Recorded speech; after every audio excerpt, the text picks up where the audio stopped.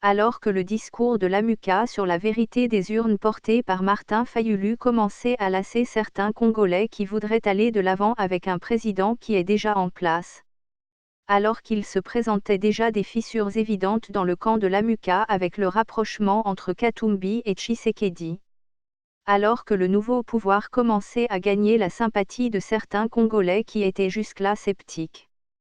Alors que l'AMUCA était inquiet de pouvoir drainer la foule à l'arrivée de Moïse Katumbi et de Bamba à Kinshasa. La majorité va commettre coup sur coup des erreurs qui vont bénéficier à l'AMUCA, particulièrement à Jean-Pierre Bamba dont le retour a coïncidé avec ces erreurs. Le safari empêché de Moïse Katumbi. La première grosse erreur commise par le pouvoir, c'est d'avoir empêché la poursuite du safari de Moïse Katumbi. À 2 reprises, Moïse Katumbi a annoncé son arrivée à Goma, mais son avion n'a pas eu l'autorisation de survol et d'atterrissage, sans aucune explication. Cette situation a donné l'impression que le pouvoir en place n'a pas évolué quant à la liberté politique. Pourtant, le pouvoir a pris auparavant des décisions courageuses en libérant des prisonniers politiques et en autorisant le retour du même Moïse Katumbi. L'invalidation en masse des députés de l'opposition. La deuxième erreur, c'est l'invalidation sélective des députés de l'AMUCA par la Cour constitutionnelle, pendant que cette Cour a procédé simplement à la permutation des députés du FCC, sans toucher à ceux du CAC. Si du côté de l'opposition, cette invalidation a visé entre autres les grandes gueules comme Chérubin Okande, Jean Goubald, Daniel Saafou ou Daniel Mbo, du côté de la majorité, c'était soit l'occasion règlement de compte interne à des certains partis politiques incontrôlables, soit des réajustements là où ces députés n'avaient pas vraiment besoin de ce mandat, pour avoir obtenu mieux ailleurs. Devant les agitations de Bahati qui fait chaque jour du chantage au PPRD et le rapprochement entre Moïse Katumbi et Tshisekedi, le FCC craignait que soit tenté de se reconstituer une nouvelle majorité entre le CAC AFDC l'AMUCA et les partis incontrôlables ainsi que les indépendants. Aussi, le camp de Kabila qui avait déjà une majorité confortable a voulu se mettre définitivement à l'abri. Malheureusement, c'était aussi l'occasion du retour des figures de la majorité que la population avait sanctionnées, comme Thomas Luaka, Michel Bongongo, Emery Okenji, Marie-Ange Moshobukva, Kangudiam Bayi, Lumiadi Malegi, Egwa Kianjembe, Papi Pingu, Wivin Moleka, etc. Cette situation a créé un mécontentement des électeurs, étant donné que chaque député invalidé a une base qui le soutient. L'organisation d'un culte le 23 juin au stade.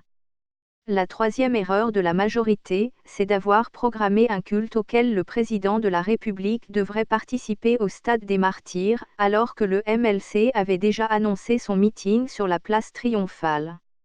Le gouverneur de la ville va se déclarer incapable de gérer 2 grandes manifestations au même endroit et aux mêmes heures. D'où la décision de délocaliser le meeting du MLC vers la place Sainte-Thérèse à Ndjaili. Cette décision qui rappelle les vieilles méthodes de la Kabylie a placé le MLC et l'AMUCA dans une position de victime, c'est-à-dire ayant droit à la compassion parce que martyrisés. Certains pasteurs et certaines églises et non les moindres comme le pasteur Moïse Mbille, le pasteur Sonny Kafuta et la plus grande communauté protestante de l'Église du Christ au Congo vont décliner l'invitation. Le culte ne restera que l'affaire des certaines églises de réveil, l'Église catholique n'ayant pas été non plus associée. Malgré tous les Butrensko stationnés dans tous les quartiers de Kinshasa pour acheminer les gens gratuitement au stade, malgré la présence du président de la République, le stade des Martyrs qui représente 1% de la population quinoise n'était toujours pas rempli. Pourtant, cette bonne initiative de dédier la nation à Dieu aurait pu être reportée au samedi 29 juin, à la veille de la date de l'indépendance. La symbolique aurait été très forte et cela aurait coupé l'herbe sous les pieds de l'AMUCA qui projette d'organiser une marche le 30 juin prochain. La défaite des Léopards. Depuis le 4 janvier 1959, le football a toujours été un facteur politique déterminant. L'entrée ratée des Léopards à Lacan à la veille du retour de Jean-Pierre Bamba n'était pas de nature à arranger les choses. Si le pouvoir en place n'y est pour rien, la victoire a 1000 pères et la défaite orpheline. Et en cas de défaite, les fanatiques trouvent toujours des explications.